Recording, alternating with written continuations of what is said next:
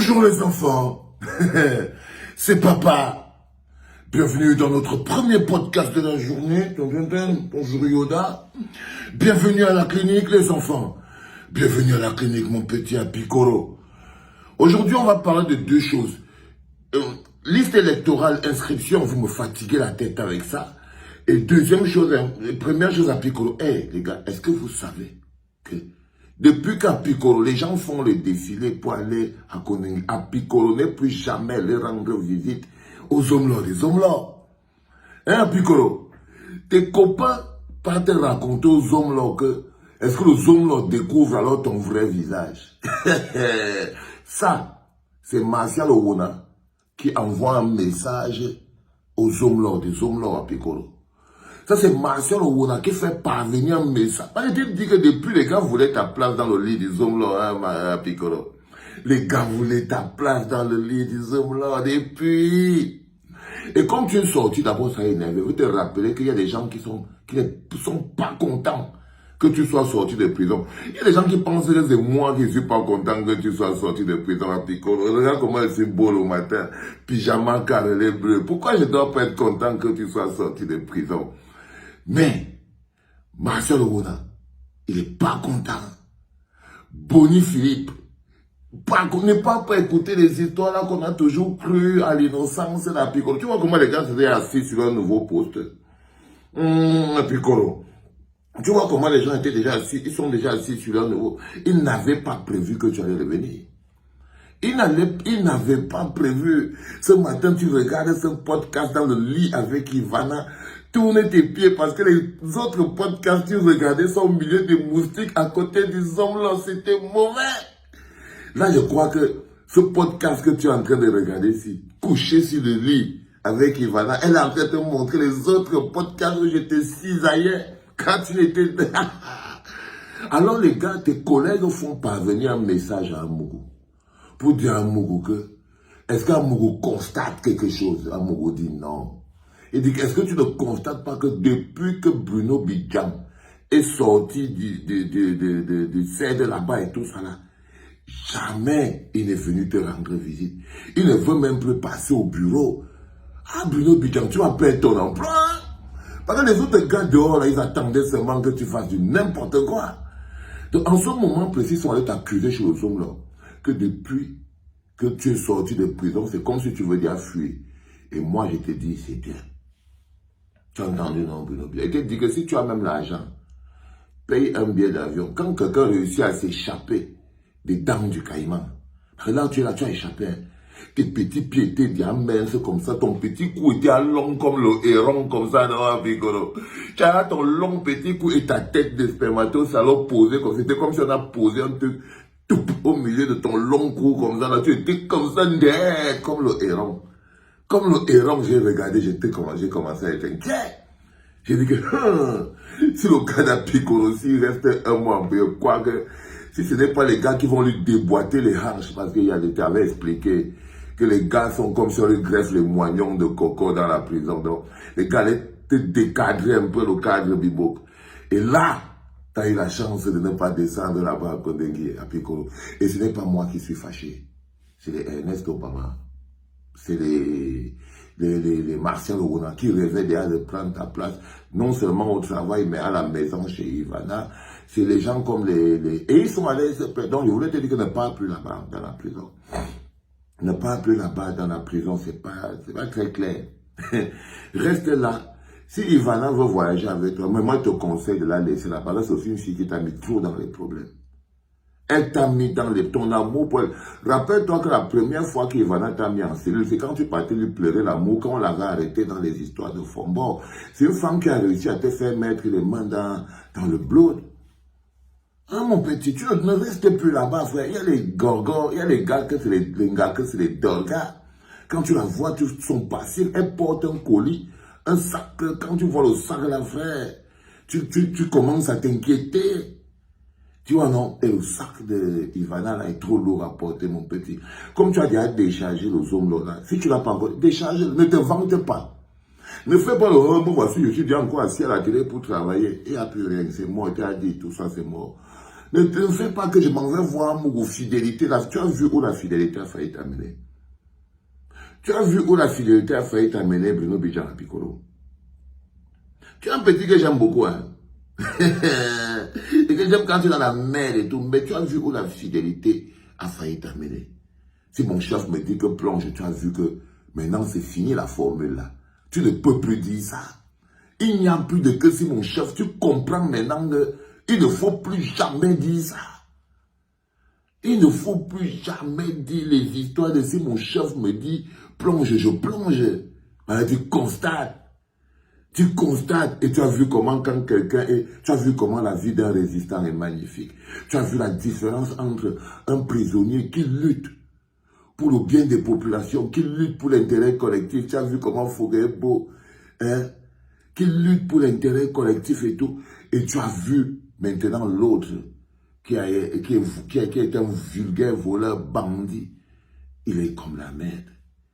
Il est comme la merde. Donc je te propose de... Si tu deviens un opposant au Cameroun, ils vont te mettre en prison, tu vas souffrir, ça ne va pas marcher. Il faut quitter le pays, frère.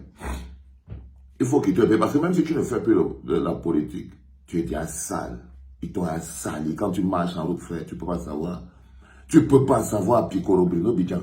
Quand tu marches en route, on dit que, wow, voilà les gars qui ont tué Amogo Belli, Martinez, Zoro. On dit que voilà le gars qui disait que si mon patron plonge, je plonge.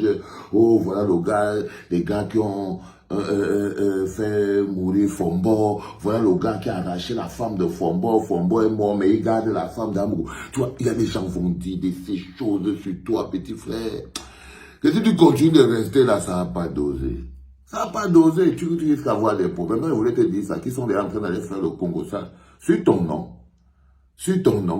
que depuis que tu es sorti, tu ne pars plus voir le zombie. Les enfants, c'est le 8h de la clinique, en direct d'ici. Et là, je vous amène à Kondengui, les enfants. Restez couchés, buvez un café, habillez-vous, faites ce que vous avez à faire. Parce que l'homme dont je vais vous parler en ce moment est une grandeur. Il est d'une grandeur. C'est le Tché. Les enfants, aujourd'hui, ce matin, la clinique ouvre un vent énorme sur l'homme qu'on appelle le professeur Alain Foguet. Le Tché. Si aujourd'hui, tu n'as pas eu la chance dans ta vie, toi, en tant que jeune, en tant que militant, en tant que citoyen, en tant que Camerounais, si tu n'as pas eu la chance d'avoir tes 2 minutes avec Alain Foguet, le Tché, c'est que tu as encore quelque chose à faire. L'homme qui nous a appris le courage. Les enfants, quand on était en prison, Alain Foguet est l'homme qui a sauvé la vie de presque tous les prisonniers politiques qui étaient au niveau de la prison principale. Alain Foguet était le gardien psychologique de toute la troupe. C'est-à-dire qu'Alain Foguet envoyait les messages à la prison centrale pour remobiliser les gens. Ce qu'il fait aujourd'hui, je vous ai raconté que le premier jour, quand on s'est retrouvé au GSO, le commissaire du GSO appelle Alain Foguet. Il dit à Alain Foguet que monsieur Foguet venez. Foguet lui dit que monsieur le commissaire, vous ne me convoquez pas, hein, je ne suis pas un prisonnier. Hein.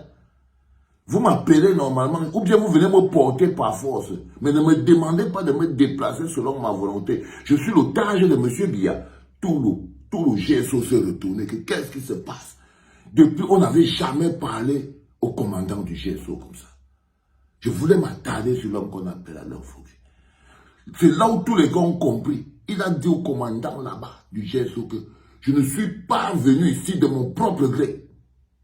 Ok? Vous n'avez pas à moi que monsieur Foguet, venez ici. Venez ici. Moi, je suis un otage. Je suis l'otage de monsieur Biya. Les gars, ils amènent Alain Foguet.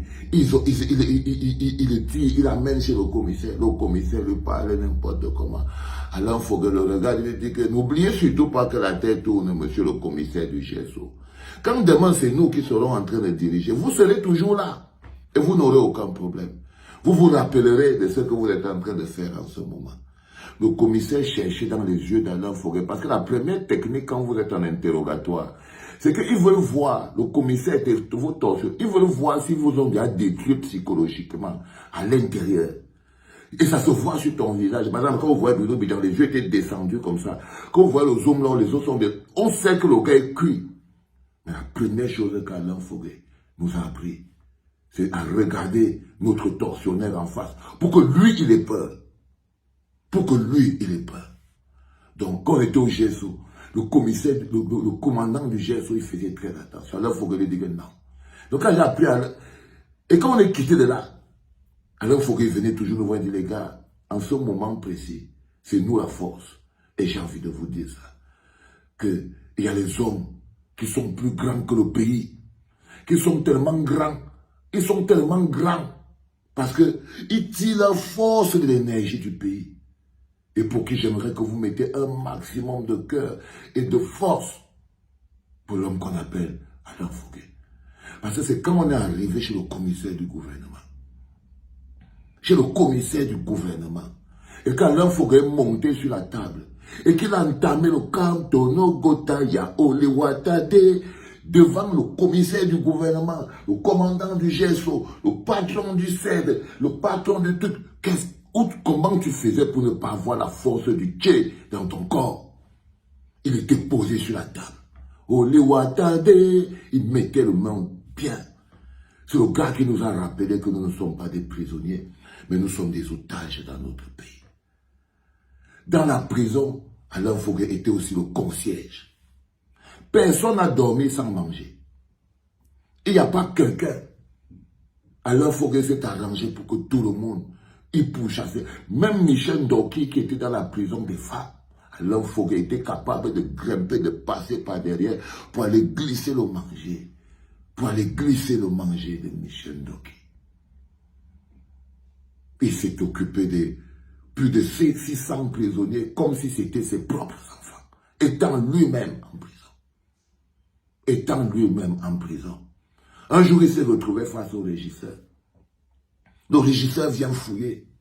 Alain Foguet, comme les autres, jamais il n'avait le téléphone. Il était toujours calme. Il disait que tant comme si M. Biya veut me garder ici 10 ans, je veux rester ici 10 ans. Il se lève le matin. Il faut aller faire le sport. Si j'ai gardé la forme et la pêche, si j'ai pu rester en forme dans la prison, c'était aussi grâce à l'homme qu'on appelle le Tché, Alain Foguet. Et quand j'ai vu sa sortie dernièrement, quand il était chez le commissaire du gouvernement, parce que le DGRE, quand le DGRE voit Alain Foguet, il comprend maintenant que c'est maintenant Alain Foguet le patron. Si on avait dit à Eko qu'il allait appeler Alain Foguet grand, il ne pouvait pas croire. Vous savez, c'est Eko qui nous a... Eko nous a arrêtés et sa femme nous a enfermés. Si on a passé 10 mois en prison, si Alain Foguet a pris 7 ans, si Bibou en prison, si tout Awassou ne mise pas en prison, c'est à cause des gens comme les Eko. Les gens qui viennent me dire que, oh Vancero, mets-toi seulement ceci, ne parle pas. Je vous dis toujours que j'ai toute ma famille en prison. J'ai tous mes amis en prison. Tous mes amis en prison. Donc je suis quelqu'un qui a fondamentalement la rancœur. J'essaie toujours de vous dire ça. Que je n'ai pas d'amis dehors. J'ai tous mes amis en prison. Le Tché est en prison. Le Mamba Noir est en prison. Faites très attention à ce que vous êtes en train de faire. Awassou n'est pas en prison. Ils sont plus d'une centaine.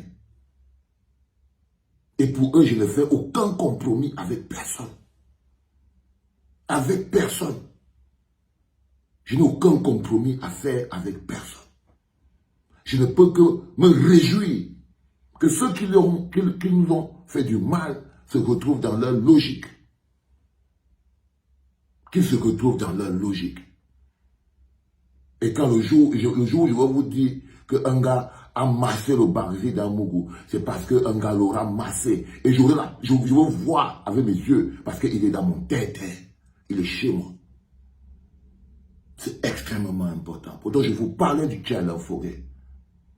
Et j'étais en train de vous parler du Tché Alain Foguet. J'exige que vous partagez ce que je dis sur le Tché Alain Foguet, parce que les grands hommes, tout le monde, le Cameroun n'est pas constitué que de petites personnes. Il y a de très grandes personnes au pays. Il y a de très grandes personnes au pays. C'est très important, les enfants. Ce matin, pour le podcast du matin, je voulais rendre aux hommes leur grandeur. À un moment, je voulais parler de l'inscription sur les listes des hommes, mais je vais revenir dessus juste en deuxième podcast. Mais je voulais m'attarder ce moment sur deux personnes. Un, qui est le contraire de tout ce qui est valeur, et j'espère qu'il va grandir, c'est un petit. Il est la preuve que les jeunes sont le marchepied et le torchon des vieux en ce moment au Cameroun. J'espère qu'il a appris sa leçon. Et le tapis rouge, c'était pour le Tché, Alain Foguet. Pour lui dire, I love you, bro. I think about you. Et que même depuis la prison, tu ne peux pas savoir comment toi tu donnes la force aux gens qui sont dehors. Comme d'habitude encore. En ce moment précis, tu donnes la force de Tché Alain Foguet aux gens qui sont dehors. Dehors. Reste la batterie dans laquelle tout le monde vient se brancher pour charger son téléphone, le père. Reste le chargeur qui charge tous les téléphones de la résistance parce que c'est ce que tu es. Le Che Guevara, Alain Foguet, le chargeur de tous les téléphones de la résistance. C'est toi. C'est toi, mon pépé. C'est toi le chargeur de tous les téléphones de la résistance. Et reste ce chargeur-là. Ce matin, je pensais à toi, bro. Et à tout le reste. Nous sommes prêts, les gars. Nous sommes prêts. Viens dire bon, bye bye Yoda. Bye bye les enfants. C'était le premier podcast de la journée. Et c'était papa.